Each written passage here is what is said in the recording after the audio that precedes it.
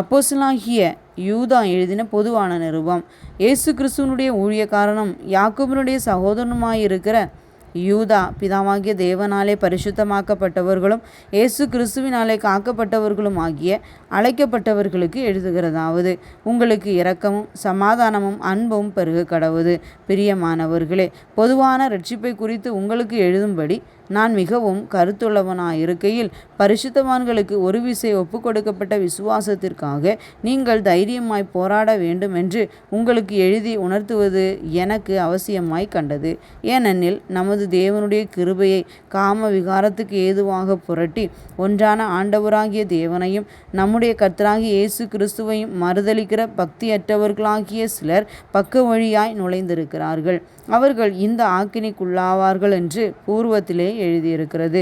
நீங்கள் முன்னமே அறிந்திருந்தாலும் நான் உங்களுக்கு நினைப்பூட்ட விரும்புகிறது என்னவெனில், கர்த்தர் தமது ஜனத்தை எகிப்து தேசத்திலிருந்து வரப்பண்ணி ரட்சித்து பின்பு விசுவாசியாதவர்களை அழித்தார். தங்களுடைய ஆதி மேன்மையை காத்து கொள்ளாமல் தங்களுக்குரிய வாசஸ்தலத்தை விட்டுவிட்ட தூதர்களையும் மகா நாளின் நியாயத்தீர்ப்புக்கென்று நித்திய சங்கிலிகளினாலே கட்டி அந்தகாரத்தில் அடைத்து வைத்திருக்கிறார்.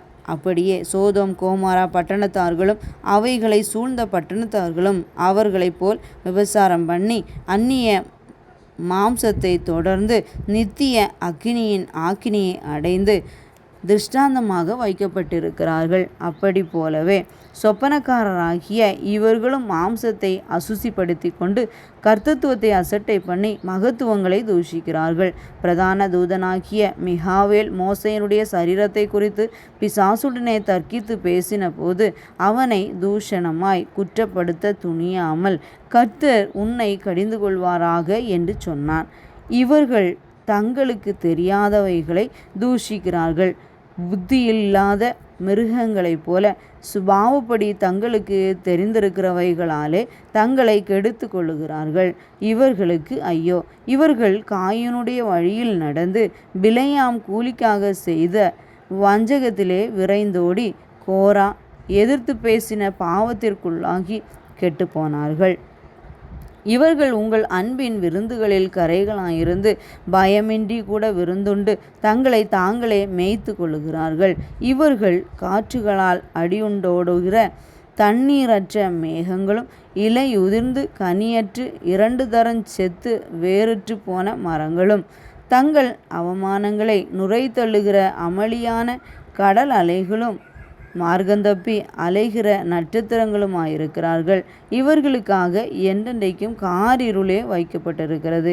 ஆதாமுக்கு 7ஆம் தலைமுறையான ஏனோக்கும் இவர்களை குறித்து இதோ எல்லாருக்கும் நியாயத்தீர்ப்பு கொடுக்கிறதற்கும் அவர்களில் அவபக்தி உள்ளவர்கள் யாவரும் அவபக்தியாய் செய்து வந்த சகல அவபக்தியான கிரியைகளின் நிமித்தமும் தமக்கு விரோதமாய் அவபக்தியுள்ள பாவிகள் பேசின கடின வார்த்தைகள் எல்லாவற்றின் நிமித்தமும் அவர்களை கண்டிக்கிறதற்கும் ஆயிரமான தமது பரிசுத்தவான்களோடு கூட கர்த்தர் வருகிறார் என்று முன்னறிவித்தான்.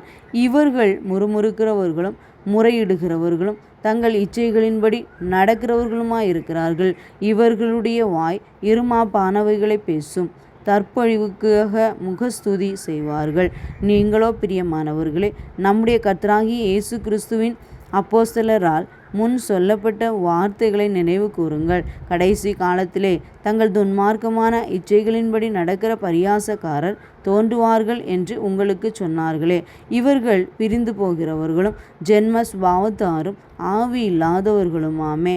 நீங்களோ பிரியமானவர்களே, உங்கள் மகா பரிசுத்தமான விசுவாசத்தின் மேல் உங்களை உறுதிப்படுத்தி கொண்டு பரிசுத்த ஆவிக்குள் ஜெபம் பண்ணி தேவனுடைய அன்பிலே உங்களை காத்து கொண்டு நித்திய ஜீவனுக்கு ஏதுவாக நம்முடைய கர்த்தராகிய இயேசு கிறிஸ்துவனுடைய இரக்கத்தை பெற காத்திருங்கள். அல்லாமலும் நீங்கள் பகுத்தறிவுள்ளவர்களாயிருந்து சிலருக்கு இரக்கம் பாராட்டி சிலரை அக்கினியிலிருந்து இழுத்துவிட்டு பயத்தோடே ரட்சித்து மாம்சத்தால் கரைப்பட்டிருக்கிற வஸ்திரத்தையும் வெறுத்து தள்ளுங்கள். வழுவாதபடி உங்களை காக்கவும் தமது மகிமையுள்ள சன்னிதானத்தில் மிகுந்த மகிழ்ச்சியோடே உங்களை மாசற்றவர்களாய் நிறுத்தவும் வல்லமை உள்ளவரும் தாம் ஒருவரே ஞானம் உள்ளவருமாகிய நம்முடைய இரட்சகரான தேவனுக்கு கனமும் மகத்துவமும் வல்லமையும் அதிகாரமும் இப்பொழுதும் எப்பொழுதும் உண்டாவதாக. ஆமென்.